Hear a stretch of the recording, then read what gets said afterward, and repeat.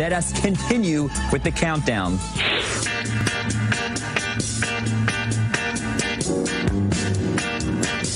The Police, greatest three-piece band of all times. Andy Summers is a great guitar player. Stuart Copeland's a great drummer. Sting is a great songwriter. But together, what they came up with was from another planet. Roxanne, you don't have to put on the red light. The Police were creating new sound, combining this like reggae sound with this punk rock sound, with these melodic hooks, and it was just like nothing else out there. Sting has a very beautiful voice. It has that raspy sound to it. It's very unique. When I would come out with songs back in the day, it was one hit after another. I love the song Every Breath You Take. I think it's sort of like a classic piece of pop songwriting. It's literally an instant classic.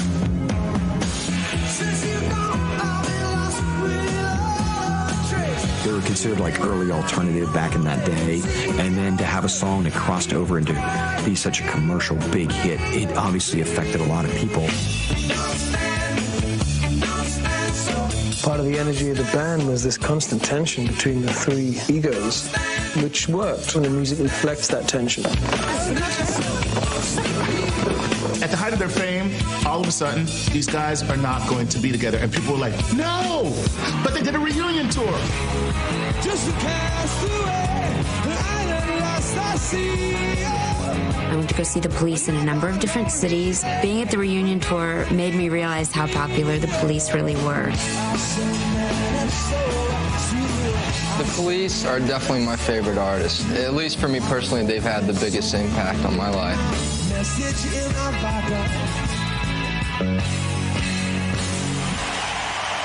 At the time, I used to love the Beatles and the Stones, and the Kinks came out and knocked me back.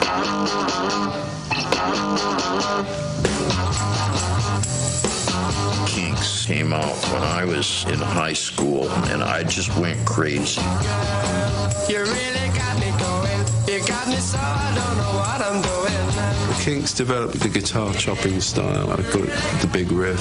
You really got me. That was, to me, the first punk rock guitar sound.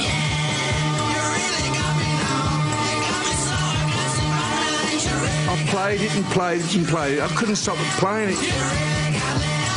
Dirty old river, must you keep rolling, flowing into. The Kinks are absolutely one of the greatest rock bands that ever existed. And you put on their records now, and it's like, this is groundbreaking, inspired pop music. Ray David started getting into that sophisticated chronicling of the British life. Terry meets Julie, Waterloo Station. Kinks were never afraid to fail. And we did stuff that was edgy and chancy.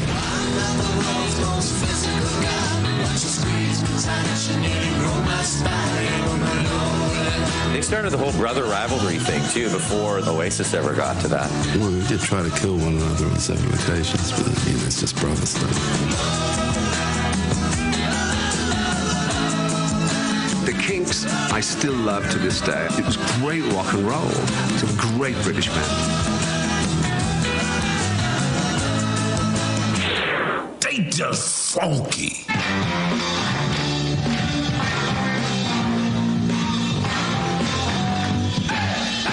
I can remember staring at this. I thought it was so cool that there was white, long-haired dudes in a band with black, freaky dudes and chicks.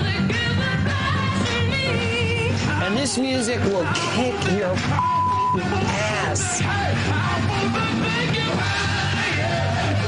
So I was just kind of boogieing and enjoying it, and he had the Family Stone, and they was just getting real funky. Sly Stone, man, is genius. Lyrically dealing with all the social issues of the late 60s and early 70s. Right, and I get it wrong. My own beliefs are in my soul. I just thought that was such an awesome band, you know. And just the way they dressed and just the things they had to say, you know, were just so powerful and positive. Every day be more. He made these amazing sounding records. But there's a dark side, too. If you want me to stay, I'll be around today. He had bad ulcer problems, and that started getting him into drugs, and then the drugs just escalated and escalated until the whole thing just fell apart in the early 80s, and he just drifted into obscurity. We'll stay here. I got the baby. We went to Clive Davis's party a couple of years ago, and Sly was there. Every musician went over to his table and shook his hand. Everybody went over there and gave homage to him because he was the one that blew the lid off this whole thing. He was a pioneer.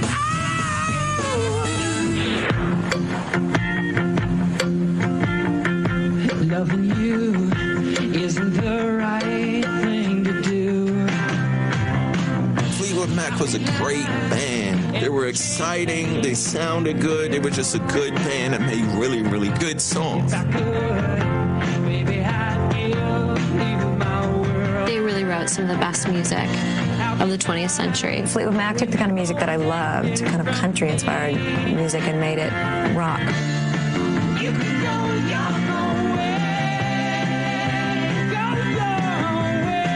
Fleetwood Mac made one of the biggest albums of all time, Rumours. It was fraught with personal drama and drugs.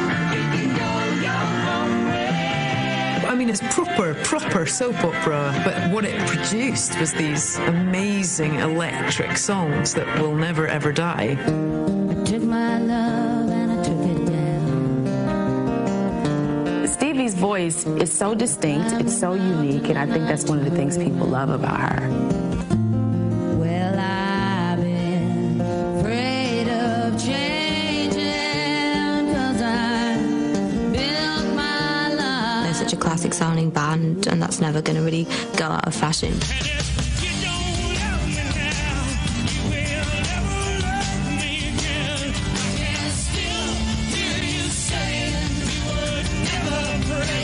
I still love Fleetwood Mac. You know, I still go see Fleetwood Mac play when they come down, and I always feel when I leave, I'm floating, and like I've just been in the presence of something mystical.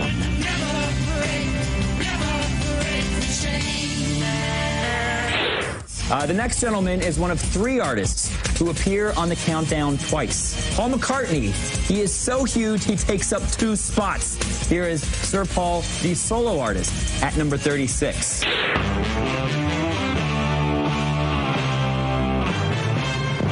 Paul McCartney is the reason why most of us are here. One of the greatest songwriters, musicians, singers of all time.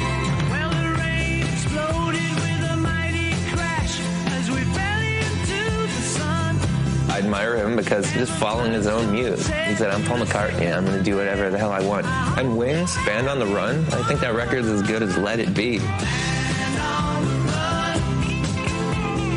Paul McCartney, he was not only one of the Beatles, but then after they broke up, he went on to do solo music that is still some of the greatest music of all time. It just shows you the power of his individual abilities beyond the band. You know, he's an amazing all-around artist.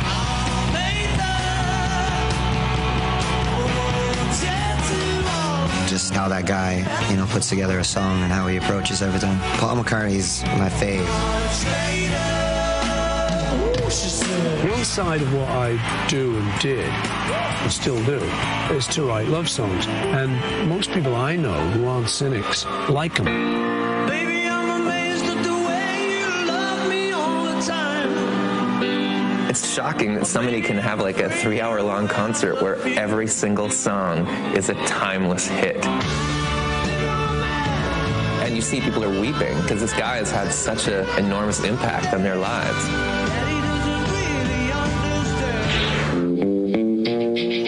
Hello, I'm Johnny Cash. He's not really a country singer. He's not really a rock and roll singer. He's a Johnny Cash singer. I keep a close watch on this heart of mine. He is the outlaw. He is the American songwriter. Johnny Cash, to me, is the summation of country music. Because you're mine, I walk the line. He sounded like a guy who didn't take from anybody. I hear the train coming, it's rolling around the bend. He can be heavier with just his voice and an acoustic guitar than 90% of metal bands can be. There's something completely authentic about Johnny Cash. This really deep, dark man being able to show some vulnerability was something that all people could relate to. My mama told me, son, always be a good boy, don't ever play with guns. He was putting out some of his best music to the day he died. I hurt myself today. When Rick Rubin came in and started producing his music, he was becoming a voice for a whole new generation again at the age of, 70-something? What have I become? His remake of Nine Inch Nails' Hurt, still the greatest remake of all time. Everyone I know goes away in the air. That's one of the heaviest emotional songs I've ever heard in my life. The fact that Johnny Cash was vital from the 1950s to the 2000s when he passed away, what other artist can say that? The guy was amazing. Johnny Cash is not just a country icon, but he's a music and American icon in so many ways. I will make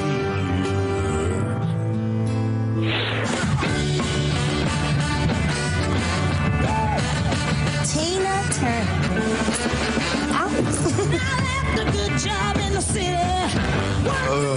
Tina Turner. I had the biggest crush on Tina Turner when I was younger. Man, I could watch her dance in those dresses all day.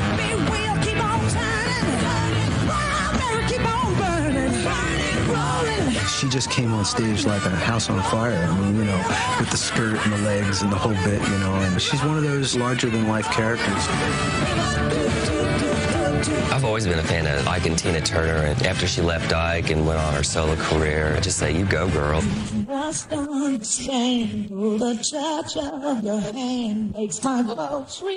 When Tina Turner had her big What's Love Got to Do With It comeback moment, she just nailed it. I just always remember that strut. She is one strong woman. What's love got to do with it? She just said it all in that one song, didn't she? I just recently watched the Tina Turner concert on TV, and I was like, why is she not out of breath? Tina puts some young folk to shame. She still got that strong voice, and she still look good at 70-something years old. Tina Turner is one of the most fearless entertainers ever. From the outfits, to the hair, to that voice. She is one of the greatest performers ever, man. I mean, to this day, she doesn't hold anything back. And just sings her ass off.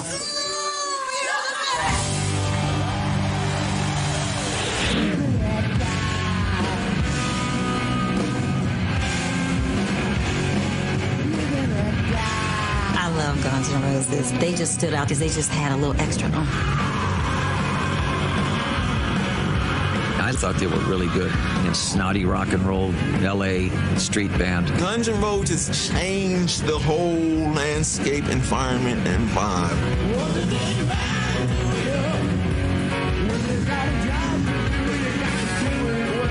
Their music was aggressive, it was loud, captivating, it was powerful. They were like the ultimate rock stars, But they backed it up with these great, great songs. And all of them were just really great musicians. Axl Rose has an amazing voice. Besides Axl Rose's voice, it's this little move that he does. Oh, I was like, oh, he's got a little swag to him. And Slash is just amazing. Guns N' Roses had the potential to be a benchmark in the pantheon of rock and roll if they'd stayed together.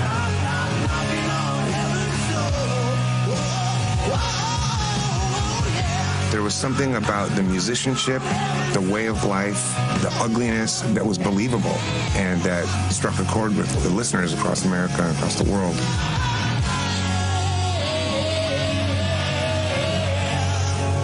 You are watching 100 Greatest Artists, the best ever, voted by an esteemed panel of music stars and experts. Next up, we've got a band who appeared on the ballots of James Hetfield and Lars Ulrich of Metallica and Rob Halford of Judas Priest.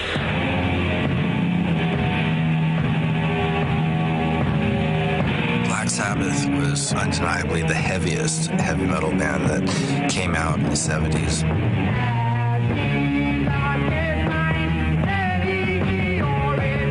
I remember hearing the first Black Sabbath album as a kid and literally being scared by it. We used to rehearse across the road from a movie theatre. And Tony said one day, isn't it strange the way people go pay money to get frightened? Why don't we do scary music?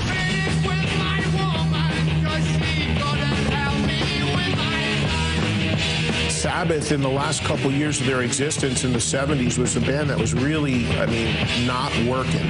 Ozzy and the rest of the guys were butting heads. When Ozzy was out of Sabbath as a fan, just, devastated, thinking, oh, God, what are they going to do? How do you replace Ozzy Osbourne? They didn't try to get an Ozzy clone. They got a one-of-a-kind guy, Dio.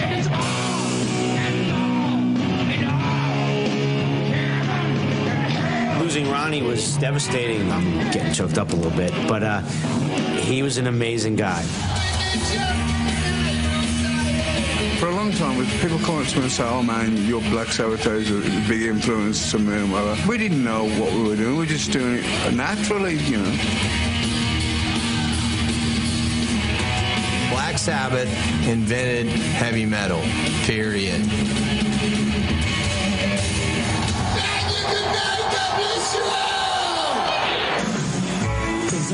Gonna get you. Gonna knock you right in the head. He's like one of the most talented people probably ever in music history. And I love his solo work. I think it's totally different than the Beatles.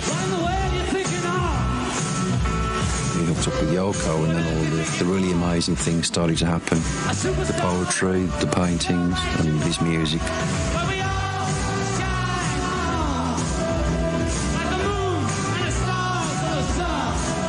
His songs were a lot deeper than what the Beatles were into. He was steeped in politics. He was into the Black Panther movement. He was into Abbie Hoffman. And he was the true revolutionary. I was like, what do you do after you're not in the Beatles anymore? Then I heard Imagine. Imagine there's no heaven. When he wrote it, he knew this was big. This was for the world. Imagine became almost like a world anthem for peace. His music is so heavy, like, I can't listen to the song Imagine. I have to be ready for it, because I will cry. Imagine all the people. And I'll never forget the day he died. I was crying like a family member was shot. Definitely died too young. I think he was a fully realized artist. He was a guy who was constantly trying to stay inspired and trying to create from a place of originality, and I wish he was here now. And the world is one.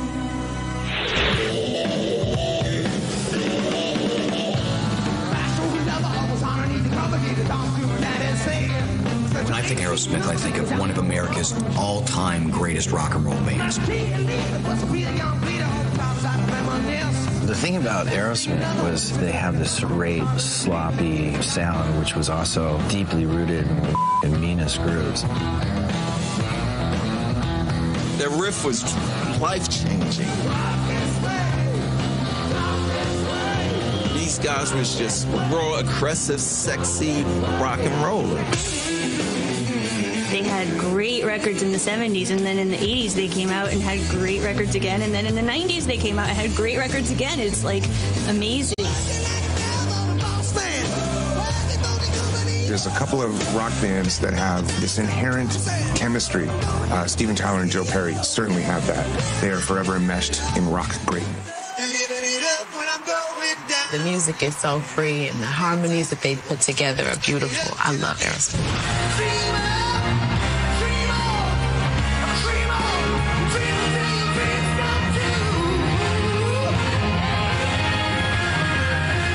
Aerosmith is what rock and roll should be. All the mistakes, all the crap, and then the Phoenix from the Ashes, which is this undeniable rock music that kills.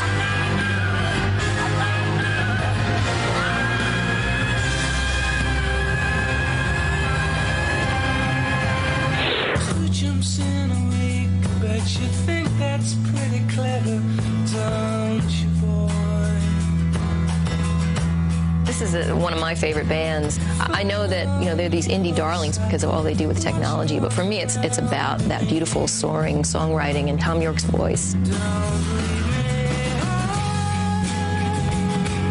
magic of Radiohead is the cinematic music that they make, the soundscapes.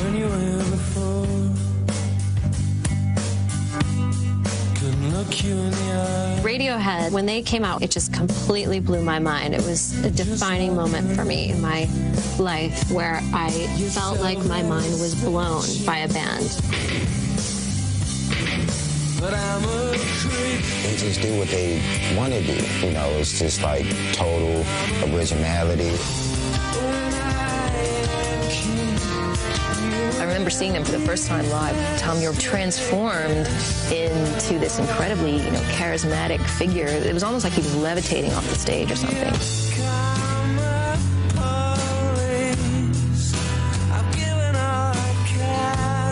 They've left a lot of comfort zones behind, and they just refuse to rest on their laurels. And at this point, there's never been a career like it in rock and roll. This is what you get. They've had such a profound influence on everyone in every type of music, electronic music, dance music, rock music. And I think that's because they are the ones who are searching the hardest.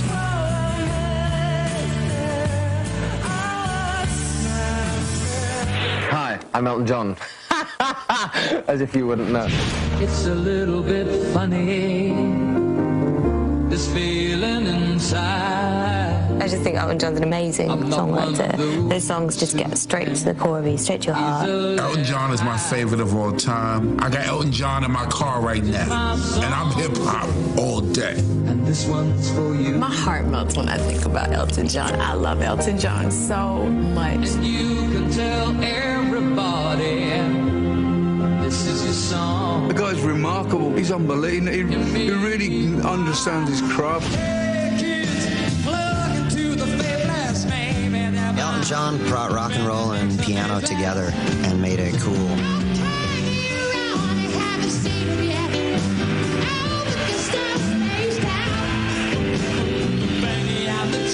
When it comes down to his songs, you don't hear anything but that pure, sweet voice on the radio.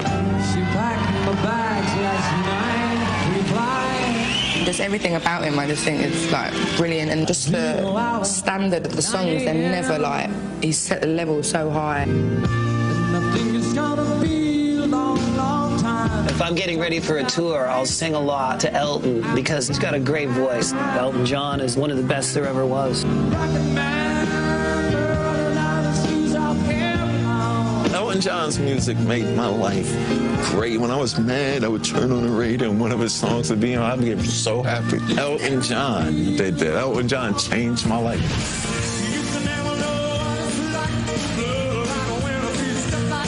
He's already one of the greatest pop songwriters that we've ever had. He's a great philanthropist, and, you know, I'm just in total awe of him.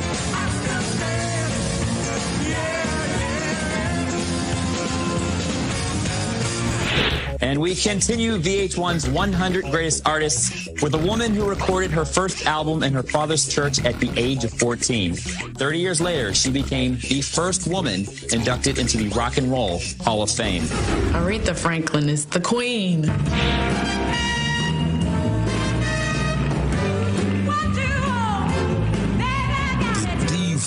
The original diva. Aretha Franklin, I think, is definitely the best singer of all time. The first time I heard an Aretha Franklin record was probably with my mother. And I remember her trying to sing R-E-S-P-E-C-T. As a child, I had the opportunity to be in her presence, to actually be there, to hear her sing.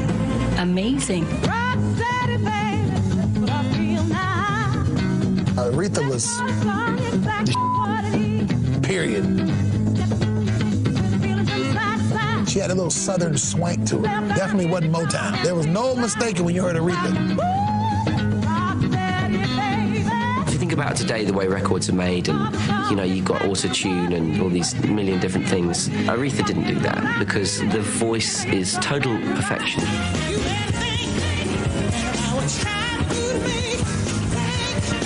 sounds just as good now as she did then. To me, I mean, to this day, she belts it out hardcore.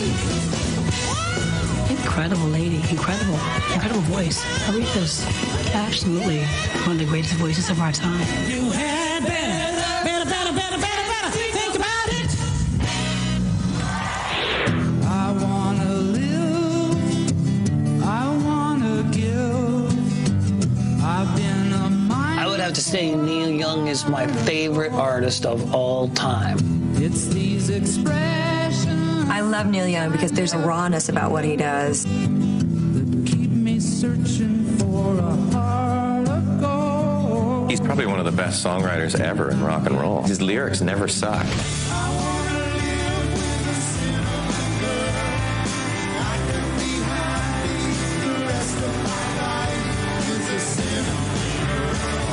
He started off in Buffalo Springfield, and he joined Crosby, Stills, and Nash, and then he created some of the best albums of the 70s.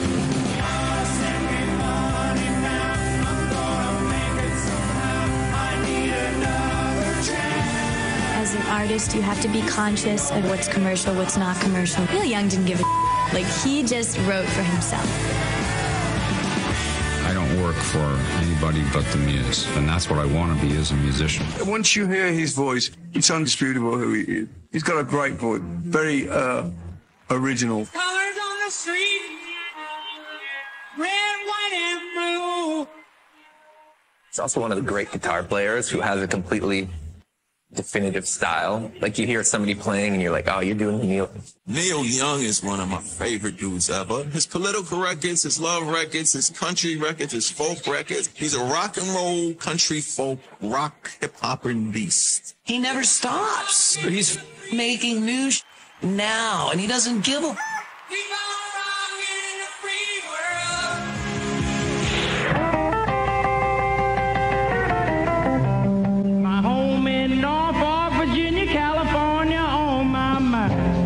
Berry's the father of rock and roll. Okay, Chuck Berry is where everybody got it from. I can't even imagine how many people first heard Chuck Berry rocking his guitar and said, okay, that's what I want to do.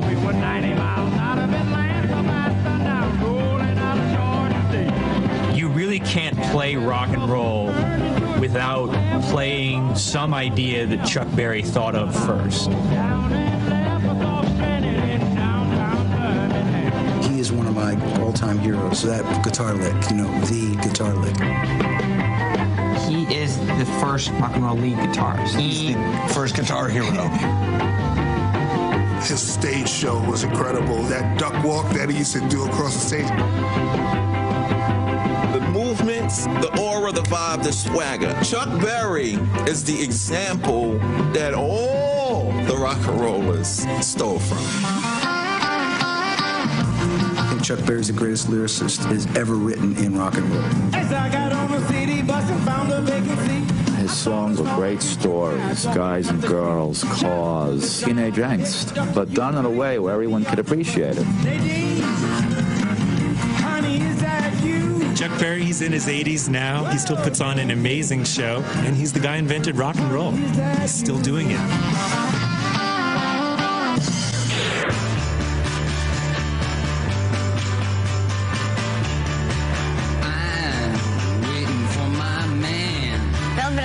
Just sounded very cool, and I love Lou Reed's voice a lot. Up to Lexington, 125. Feel sick and dirty, more dead than alive. They were the polar opposite of what everybody thinks of as the 60s and what was popular at the time, like the Summer of Love. They were very inspired by New York culture, so they were equally infatuated with drag queens and junkies as they were with poetry and literature. It's like 1966, 1967, and Andy Warhol goes to see them and thinks, this is remarkable. And he makes a record with them. Warhol brought Nico to the mix. Her voice is unlike any other female singer in the universe. 'Cause everybody knows And Lou Reed's a great songwriter. Standing on the corner, There's something about those songs and the sound and what they're saying and all these things. There's just something perfect. And me, I'm in a rock and roll band. If there hadn't been the Velvet Underground, rock music would have gone in a slightly different direction. I think the Velvet Underground should be #1 on the list.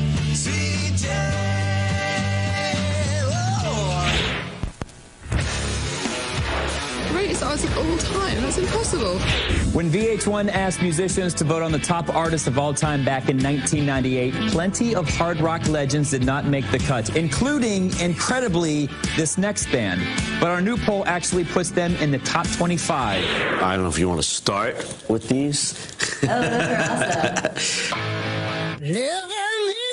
awesome. Oh, yeah. AC/DC. Yeah, I salute them. One of the greatest bands of all time because they are the kings of simplicity. It's like the Rolling Stones on steroids, you know what I mean? Just attitude and balls. They had perfect dual guitar attack from Malcolm and Angus Young. Bon Scott, complete brutal honesty as a lyricist. Bon Scott died in early 1980. It was alcohol poisoning. My friends and I, we were just devastated. We just figured that would be the end of the band. When Bon Scott died, who ever thought there'd be another guy that sings like that? Brian Jones comes in and Back in Black is just almost a perfect record. One thing about AC/DC is chicks love all the sexual innuendo. Just the naughty, slutty, down and dirty lyrics. They're badass. They're as bad now as they ever were. And it's simple, and it's everything you want. AC/DC have got to be one of the biggest bands ever. They're great guys, great band, and they play simple but effective music. It's just headbanging music. I love it. AC/DC embodies everything that is rock and roll.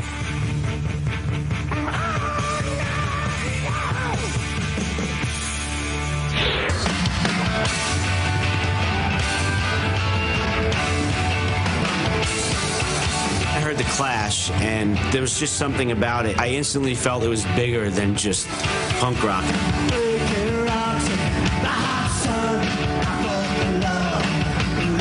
It wasn't clear before The Clash that punk was anything more than like a fashion. They clearly established like, no, this is serious music. The Clash had the ability to cross over and to be just as raunchy and rough, and at the same time pop enough to appeal to the masses. Seeing The Clash live was a complete religious experience. To see The Clash for me was one of those defining moments. You came out of the gig and you knew things were going to be different.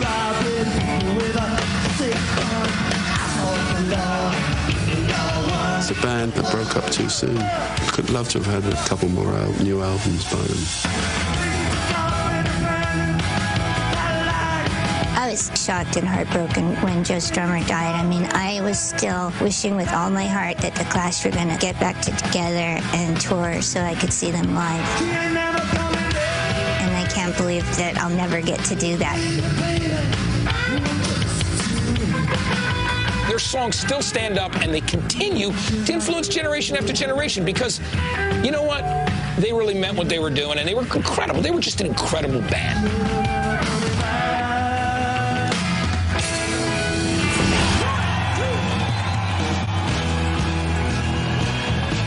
I'm a really big fan of Springsteen. He worked so hard. The show was just so amazing.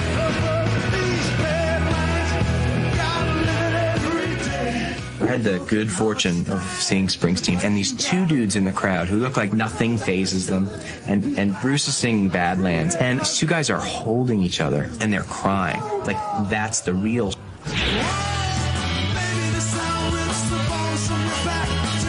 When I was introduced to Bruce Springsteen, it was like a hurricane hit me. Power.